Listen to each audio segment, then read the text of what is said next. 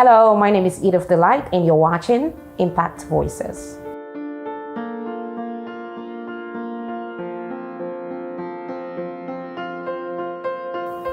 Hi, everybody. My name is Edith Gibson, and I'm popularly known as Dr. Edith Delight. And that's a name given to me by people who love me, look up to me, and appreciate what I do. In a nutshell, impact is affecting something, okay, or affecting something, or causing something to have a certain outcome. So impact to me would be, triggering reactions that would cause, some sort of change, if I could put it that way. So it's like you did something that would affect or effect, let me put it that way, positive or negative change. Pretty much, that's what impact would be to me. Everything about me and everybody who knows me knows I'm about effecting change, okay? So quote unquote, I'm about impacting some sort of change, and of course, positive change. And not just any kind of change. I'm not talking about a kind of change where your family suddenly becomes better because now you're educated, you got a job, and you can change lives around you. I'm talking about generational change. And if it's not that big, it's not interesting for me.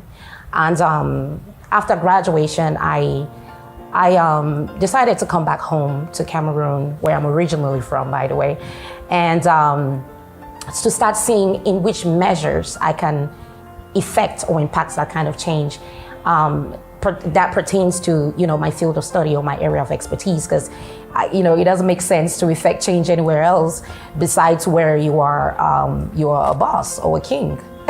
As I put it. So whenever I came back to Cameroon in 2010, I noticed there was a huge lack in that space, that's the medical aesthetics.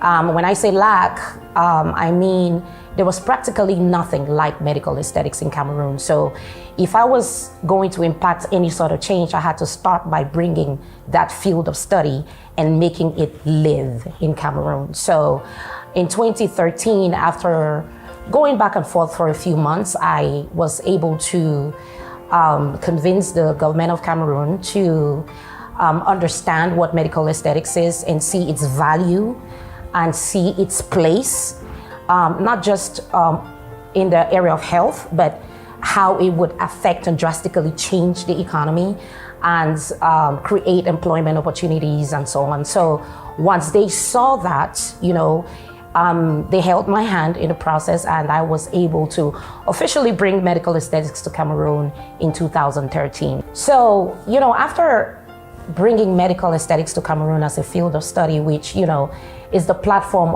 on which I effect change, it was important to look into, the skincare as itself. And when we talk skincare, we're not just talking about you getting sick of some skin disease and start running around finding some sort of solution. We're talking about how it all starts from the time you wake up in the morning and take a shower. What is it you put on your body? And fast forward to the professionals who are serving the population with different skincare solutions. I mean, what are the treatment procedures? What are the active ingredients that are being used to, bring about some sort of positive results? And that's where this whole thing starts, okay? And once I brought medical aesthetics to Cameroon, I needed to now create the right kind of active ingredients or the right kind of formulations or beauty portions, if you could call it that, that would work for the demographic, for this demographic. Now, most of you don't know this, and I don't blame anybody for not knowing, because if it's not your field, what is the point of you doing the research, right? But most people don't understand, do you know that we import over 90% of what we use as skincare? I mean, it's ridiculous. Why would someone in Asia be responsible for fabricating whatever it is that I put on my body? Their demographic is different, their skin type is different. Everything about their understanding of skin has nothing to do with this demographic. And it's insane that we live in this demographic, understand the struggles we have with our skin in this demographic, but we do not produce what we consume in this demographic. And,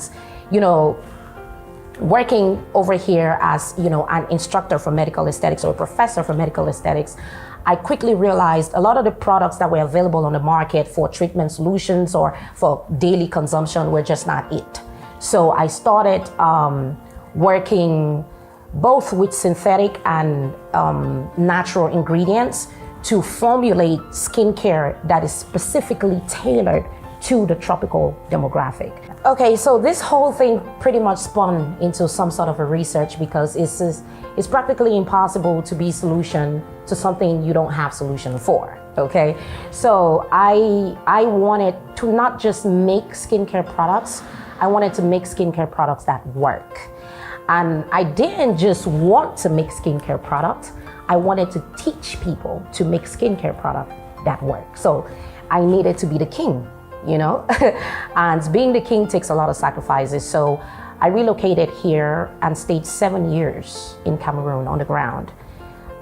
Touched over 50,000 people doing medical skin analysis and touched over 8,000 people as in doing treatment protocols on them and documenting the results so that we can come up with what I call Escape by Edith Delight.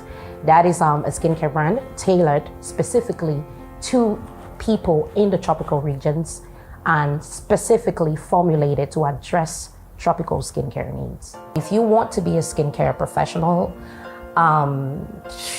you know, there's an education that comes with it, okay? I would say, please, go ahead, educate yourself. I mean, I'm tired of uneducated people in this space, okay? And I'm just gonna say it like it is. There's some societal construct that we have that feeds the idea that in order to be a beautician, you don't need to be educated. We're coming into a time where uneducated beauticians have damaged a lot of people. And we fast forward 10 years later and people are not wanting to be damaged, okay? Because they have seen the consequences of these things. And it's gonna get to a point where people are only going to look for authentic beauticians, authentic professionals. And by that, I mean people who are educated to do this job. So if you are still joking around, I don't care how much money you think you're making, I don't care how long you think you're in the field, if you're not educated, especially when it comes down to skincare, if you are dabbling around with active ingredients that you're not educated enough to handle, please take the time, you know, look around you, find some courses, go take a training, you know, invest a year, just understand what you're doing for your own good, because the time is coming when people are going to start getting sued. A time is coming when people are just not going to come to you anymore because they know you're phony. So that would be my advice for anybody who is in this space, anybody who wants to be a beautician, anybody who wants to be a cosmetician, a skincare professional, you name it, okay? And on the other side, for those people who want to effect change, you know, I'm gonna say find your passion and own it, okay? I can wake up in the morning and do what I do with a smile on my face, whether I make money or not. It's been past the place of money for many years today because, you know, to me, if I can transform a life, if I can, you know, educate people to where they're doing this, now they're doing that, that's what it is for me. And that's where passion lies. So I would say find your passion, own it.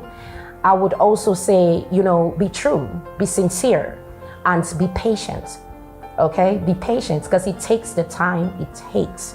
Don't let anybody fool you.